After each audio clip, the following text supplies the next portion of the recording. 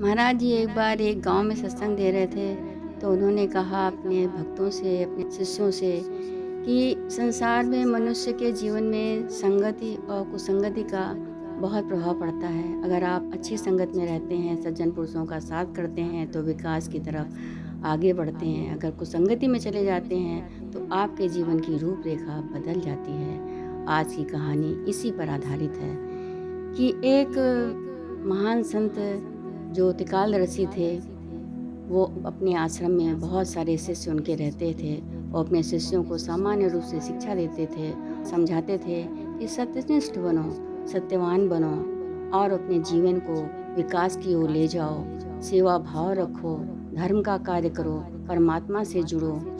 जब आप परमात्मा से जुड़ेंगे, ध्यान, सुमरन, भजन, सुमरन करेंगे, तो जो योग साधना के द्वारा आप उस परमात्मा के उस तत्व को जान सकते हैं, उसे देख सकते हैं, जिसे समझने के लिए आप इस संसार जगत में आए हैं। सारे शिष्य गुरु के चरणों में नतमस्तक होकर के जी गुरु जी कहकर अपने अपने कार्यों में लग जाते थे। एक बार गुरु जी किसी कार्य से बाहर गए हुए थे। जब वो वापस लौटे तो उन्होंने देखा कि उनका एक शिष्य कुसंगति में बैठा हुआ था। गुरु जी को बहुत ही दुख होता है कि मैं रोज़ इन्हें योग साधना की अच्छी शिक्षा देता हूँ, परमात्मा से जुड़ने की शिक्षा देता हूँ, लेकिन ये कुसंगति में बैठा हुआ है, कितना गलत कार्य कर रहा है। महाराज जी कुछ नहीं बोलते और अपने आश्रम वापस आ जाते हैं। और आश्रम वापस आने के बाद गुरु जी रोज़ की तरह अपने सभी शिष्यों को शिक्षा दिया करते थे, लेकिन उस दिन से उन्होंने उस बालक से बोलना बंद कर दिया था। उसे अंदर ही अंदर बहुत दुख होता था कि गुरुजी सब शिष्यों के साथ अच्छी तरह से बातचीत करते हैं और सभी गुरुजी को के चरणों में प्रणाम करते हैं। जब मैं कुछ कहता हूँ तो गुरुजी मुझे कोई जवाब नहीं देते। इससे वो दुखी रहने लगा। एक दिन वो गुरुजी के पास जाकर के बोला कि महाराज जी, मेरी गलतियों को क्षमा कर दीजिए। मैंने जो किया वो मुझे नहीं करना चाहिए था। गुरुजी ने कहा कि बेटा, इस संसार रूपी सागर में अपने को जानने के लिए आए हो, समझने के लिए आए हो, परमात्मा को देखने के लिए आए हो, उसे जानने के लिए आए हो, उस कार्य में लगो। दूसरों की संगत में बैठ करके जो तुम अच्छा नहीं सीख सकते तो ऐसी संगत मत करो। उसने कहा ठीक है गुरुजी। उस दिन से उसने गुरुजी के कहने अनुसार ही कार्य करना शुरू कर दिया और अपने कार्य में लग गया।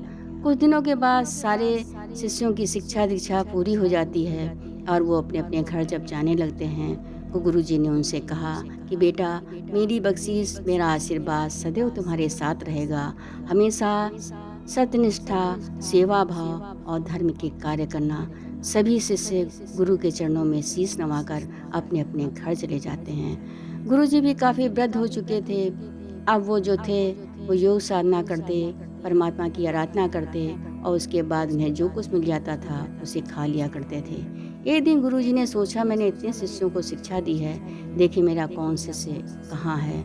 गुरुजी त्रिकालदर्शी संत थे, उन्हें पता लग गया कि सारे शिष्य तो अपनी अपनी जगह पहुँच गए, लेकिन जो शिष्य मेरा कुसंगत में चला गया था वो तो बहुत बड़ा राजा बन गया है। गुरुजी के मन में ये विचार आया कि चलो चल करके देखते हैं आखिर उसके विचार कैसे हैं। ऐसा समझ करके गुरुजी एक दिन उसके राज्य में आए और उन्होंने कहा दरबान से कि जाओ राजा से कहो कि मुझे आकर के भिक्षा दें। दरबान जाता है और कहता है, महाराज, एक महात्मा बहुत त्रिकालदर्शी आए हैं और वो कह रहे हैं कि राजा से कहो मुझे आकर के भिक्षा दे। शिष्य जो था वो गुरु जी की आज्ञा का अच्छी तरह से पालन करता था। वो भी सब कुछ जान गया और तुरंत दौड़ता हुआ आया और कहने लगा, गुरुदेव, आपको यहाँ आने की क्या आवश्यकता पड़ गई? आप मुझे बुला लेते, मैं आपका सारा कार्य कर देता। ऐसी कौन सी आवश्यकता हो गई? कहने लगे, बेटा, मैं तो तुझसे मिलने आया था। इसके बाद राजा जो था, गुरुजी का जो शिष्य था, वो गुरुजी को ले जा करके सिंहासन पर बैठालता है, गुरुजी का आदर सत्कार करता है और उसके बाद उसने अपने पत्नी और अपने बच्चों से मिलाया और सबको गुरु नाम की दीक्षा दिलाई। गुरु नाम की दीक्षा पाने के बाद उस राजा ने कहा, मतलब गुरुजी के शिष्य ने कहा कि राम नाम की लूट है, लूट सके तो लूट, अंतकाल पछताओगे, प्राण जाएंगे छूट, गुरुजी प्राण जाएंगे छूट। इसके बाद गुरुजी ने उन सबको आशीर्वाद दिया, बख्शीश दी और कहा, बेटा हमेशा सेवा भाव रखना, धर्म का कार्य करना, सत्यनिष्ठ बनना, यही मेरा आशीर्वाद है, यही मेरी बख्शीश है। इसके बाद गुरुजी अपने आश्रम चले जाते हैं और वो राजा जो गुरुजी का शिष्य था उसी के अनुसार कार्य करना शुरू कर देता है। इसके बाद जब कथा समाप्त हुई तो महाराज जी ने कहा कि बेटा, संगत और कुसंगति का मनुष्य के जीवन में जो असर पड़ता है उसका पूरा विवरण मैंने आपको सुनाया।